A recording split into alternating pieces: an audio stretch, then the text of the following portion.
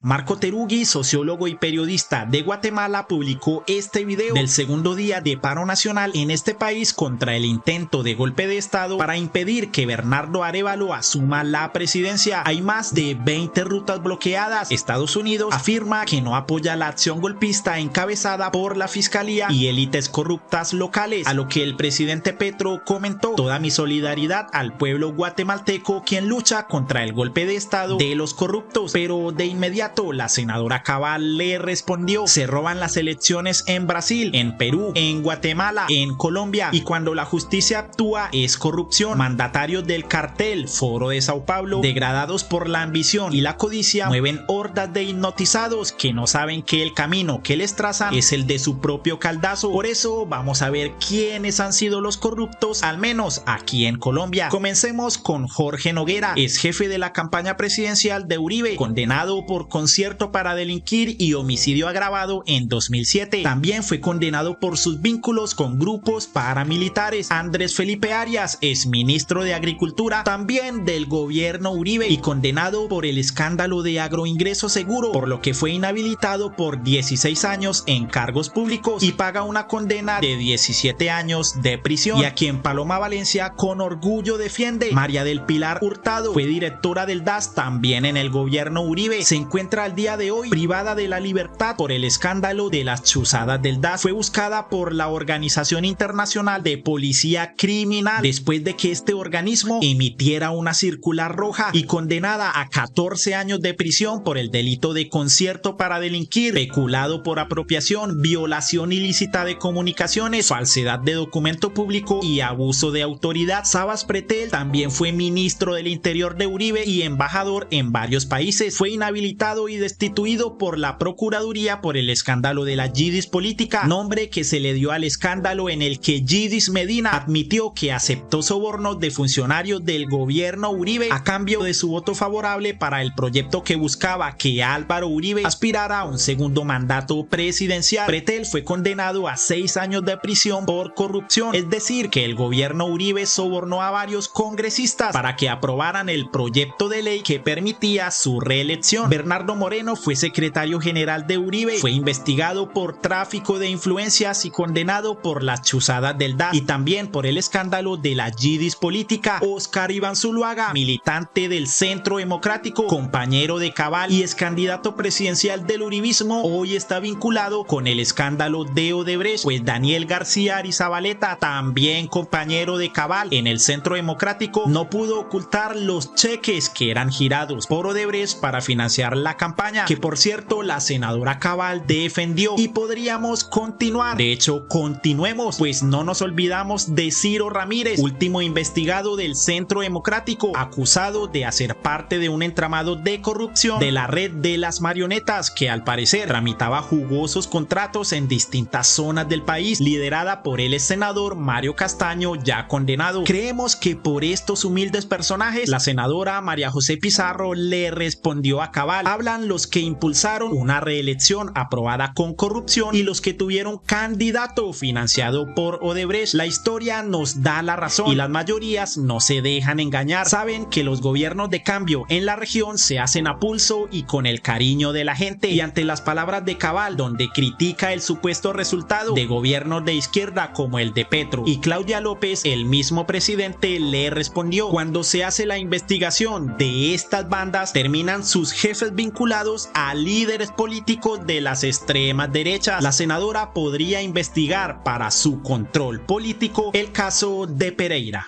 Ahora, repito, él no se robó ningún dinero. Él no se robó ningún dinero.